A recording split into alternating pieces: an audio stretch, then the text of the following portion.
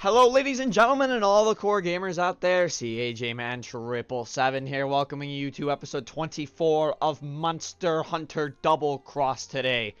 Last time, we hunted ourselves down a Narajala and a Blagonga. Whoa, wait a minute, guys. Before we go any further in this video, I have a very important announcement to make. So past J-Man needs to shut up for about 2 minutes while I get this done. So, a lot of you probably don't know this, but some of you already probably do. But the month of October and November is very, very special for the Core Gaming Association.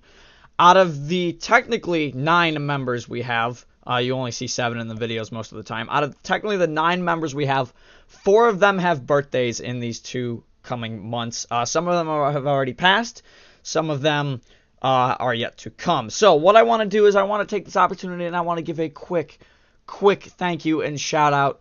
Just saying happy birthday to my friend NightmareFan65, who had his birthday the first week of October. MHXX, who had his birthday week the week after, and we went over to his house and we played a ton of games. It was a great time.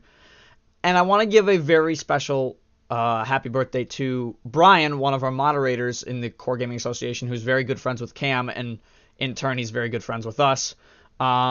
I want to wish him a very happy birthday because his birthday is actually coming up on Monday. So guys, happy birthday so much. You guys, really, I hope you guys enjoyed every day that you've been here in the Core Gaming Association. I hope you guys truly enjoyed your birthday. And I can't thank you guys enough for just being awesome people, guys. Keep it up. Happy birthday. And I know some of you may be wondering, who the heck's the 4th member that has a birthday within October and November? It's me. November 7th. So guys, I hope you're looking forward to my birthday stream that's also going to happen. I figured I'd make this quick announcement here while I have time. But again, I want to give a quick shout out and happy birthday to NightmareFan65, MHXX, and Brian, just for being awesome people. Happy birthday, guys. You guys deserve it. And with that, future editing J-Man is now going to shut up and get you back to the video. Enjoy, guys. The snake and the ape. We destroyed them both in pretty much less than 5 minutes as soon as we found them. This time, we're going to be hunting the Volvodon and the Shogun Centaur. But before we get this episode started, you may think, oh, he's worn this armor set before. Oh no, it's the same armor set. He's going to take just as much damage. That's where you're wrong. If you might be thinking about that. This weapon and this armor are completely different. You see this? See that? You see that rarity? Rarity 6. This is the high rank version of the armor, and this is also one of the more powerful versions of the weapons. How can you also tell it's rarity 6 armor? Well, you may notice that there's a little extra blue section on the slight edge of my little sharpness gauge there. That skill is not on the low rank version of the Dino Valdo armor that I am currently wearing. It is on the high rank version only. That's another reason you know I am wearing high rank. So, as you can see, I do have a bit of white sharpness on this blade that we're going to be using for this hunt. And we're going to be taking down, as I said, the Volvodon and the Shogun Centaur. So, it's going to be a pretty easy hunt. I've eaten. I'm ready to go. Let's go hunt ourselves a Volvodon, starting off in the volcano. And I am using the Volvodon's weakest element, which is going to be water on my back. So, without further ado, let's get it started. But before I get into that, I want to give a quick shout out to all of our donators over there on Patreon. Jazzy Floof, Valentine Blaze, MickeyPhorGens, MaddiLeigh, and Kitty Cat for their continued support to the channel.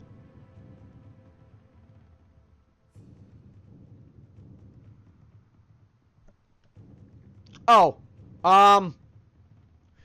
we're in a new area. We're in the volcano. I also need to fix something really quick because I'm stupid. Give me a moment. I need to go to, I'll just cut in a second.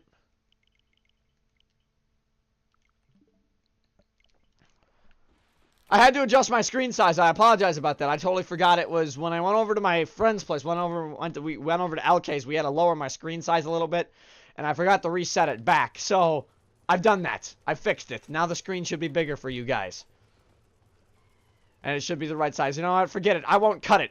I won't cut it. You guys will see. You guys will see my faults live on camera, and it's gonna be very great. Also, again, if it sounds like I'm stuffed up in this episode, I apologize. There's not much I can do about that.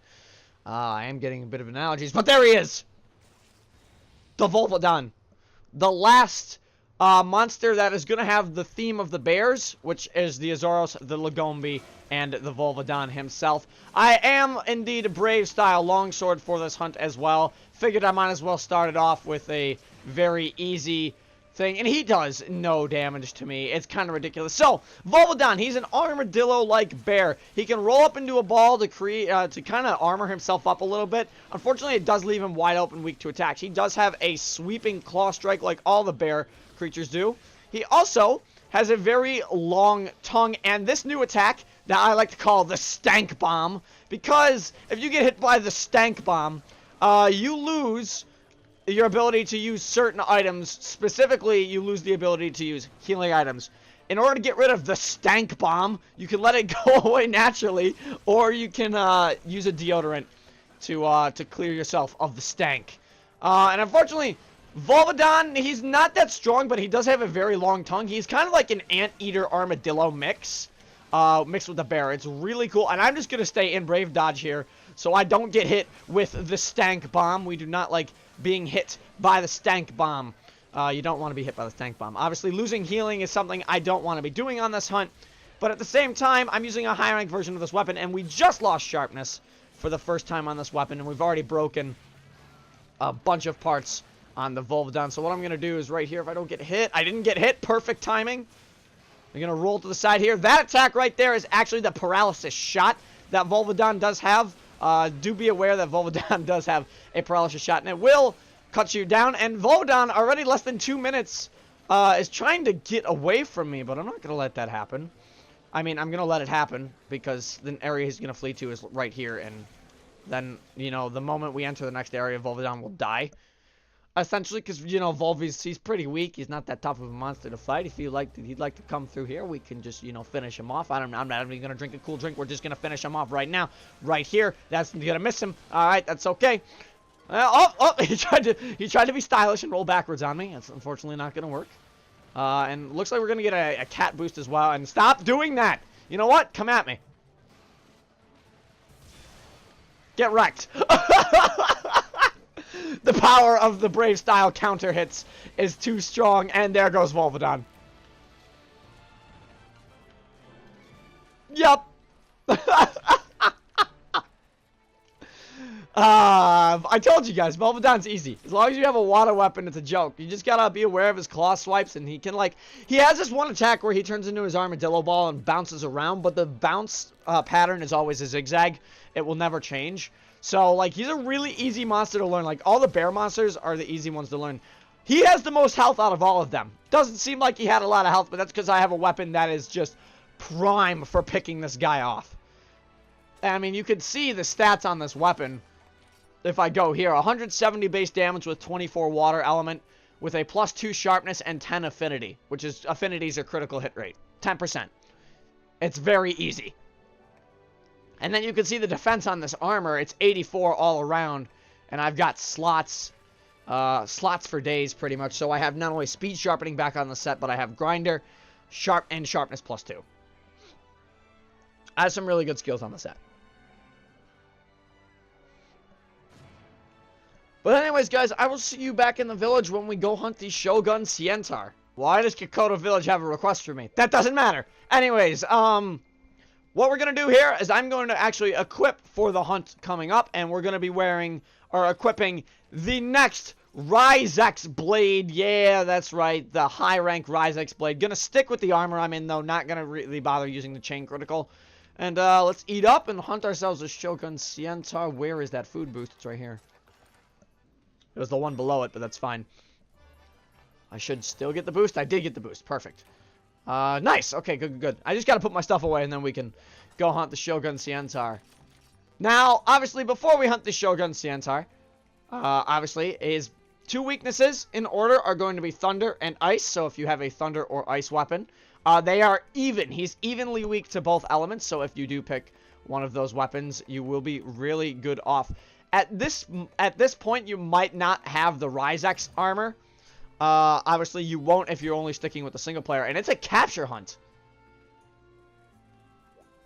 Oh, you guys haven't seen... You guys have barely seen any of these. So, capture hunts are a bit different. If you kill the monster, you fail.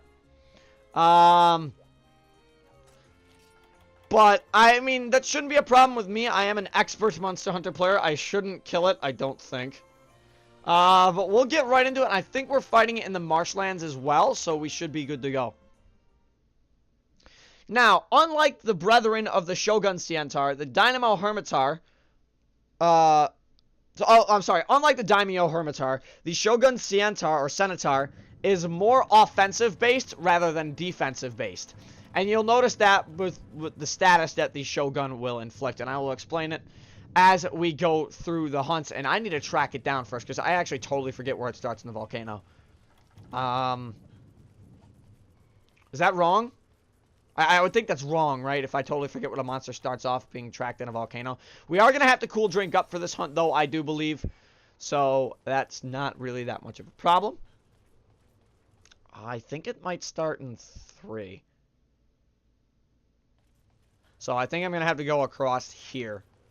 I don't remember where the Shogun starts. That's why. But if I recall correctly, he starts over here.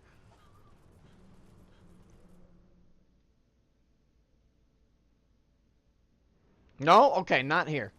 Where is the crab thing? Let's go down. Let's find out. This is gonna be like the long trek to find the Shogun, because I don't remember where it starts in the volcano. I totally forgot we even fight it in the volcano to start with in this game. My bad! I swear it's not my fault, guys. I swear. Here? Maybe? No, not there. Okay. You know what? He's mean. Does he start in Area 7? If so, this is going to be a long walk. So I'll probably cut to when I find it.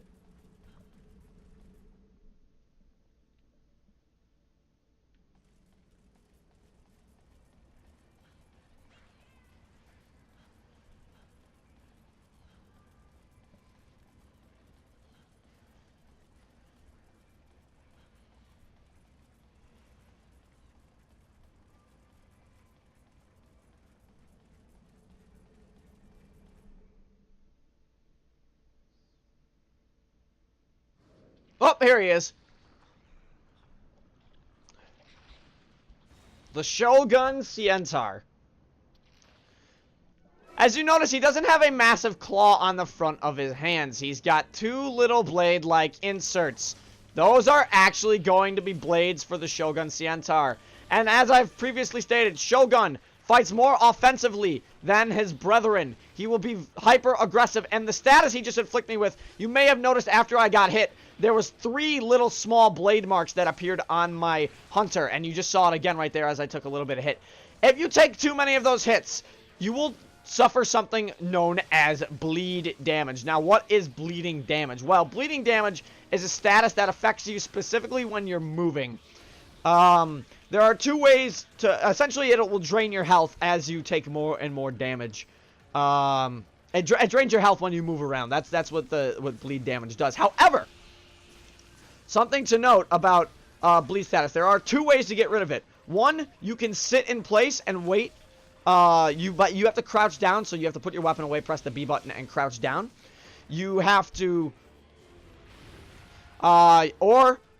obviously, you sit in place, you crouch down, or... Ouch. Or you have to eat a well-done steak to cure bleed status. There are only those 2 ways to cure bleed status, but as I stated, Shogun Centaur plays much more aggressively than its brethren, the Daimyo, and you can see that itself, because when he gets angry, notice that he has giant blade-like arms now compared to everything else. Those blade-like arms have a much wider range of attack. You do need to be very aware of him, and personally, in higher ranks, this monster is actually really annoying, because the amount of bleed damage he can inflict, and the amount of stun damage he can inflict, and the speed he just spams his attacks is actually kind of ridiculous. As you notice, I took 3 hits straight up in a row there, and that's never fun. And we just lowered our weapon sharpness a little bit, but he should be fine. Just be aware of all of his attacks and how wide-ranging they are, because they are very, very deadly, especially if you take bleed damage. So you are going to want to be aware of that. Is he... That was fast.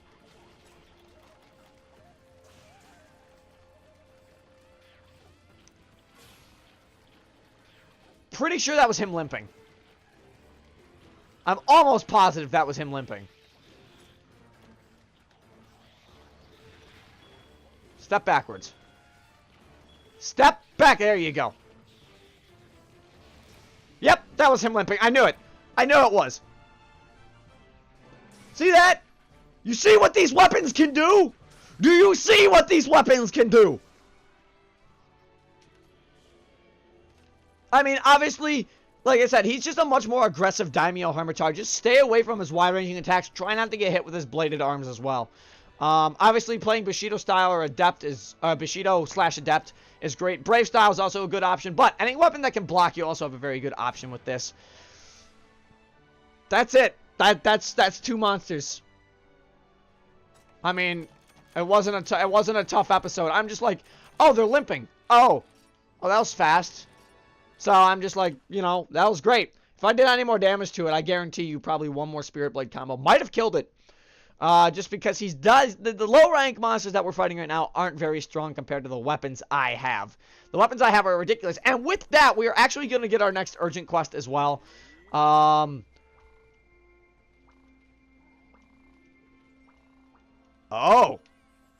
God. Okay. That's going to be a cool monster. Our next urgent quest is Yan Garuga. These guys are cool.